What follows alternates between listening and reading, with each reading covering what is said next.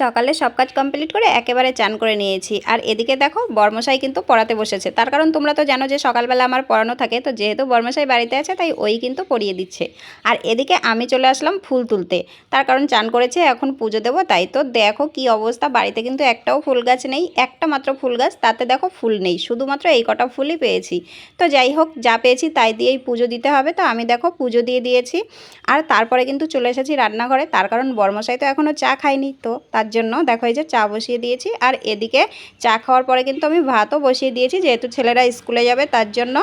তারপরে আমার মনে পড়লো যে মা আমার তো একটাও ফটো করা নেই, তো সকালবেলা আমি গুড মর্নিং কী দিয়ে দেবো, তার জন্য দেখো আমি কিন্তু ফটো করতে চলে এসেছি অল্প একটু রেডি হয়ে, মানে শুধু একটু লিপস্টিক লাগিয়ে। এর মধ্যে কিন্তু মা চলা রাস্তায় খুব হাঁকডাক করছিল, চলে আসলাম মাছ দেখতে, মাছ দেখে পছন্দ হয়নি তাই নেইনি। আর এর মধ্যে কিন্তু আমার ভাতও হয়ে গেছে, তো সবাই খুব ব্যস্ত, তাই জন্য আমি কিন্তু এই যে ছেলেদেরও খাইয়ে দিচ্ছি, সঙ্গে দেখো বর্মশাইকেও খাইয়ে দিচ্ছি, তার কারণ বর্মশাই কিন্তু এখনও পড়াশুনো করছে। বুঝতে পারছো কি অবস্থায় এখনও পড়াশুনো করে। তো যাই হোক, এরপরে কিন্তু ছেলেরা রেডি হয়ে গেছে স্কুলের জন্য, আর আমি আর দিশা বেবি ওদেরকে একটু টাটা করে দিলাম, এই যে দেখো। তো চলো টাটা।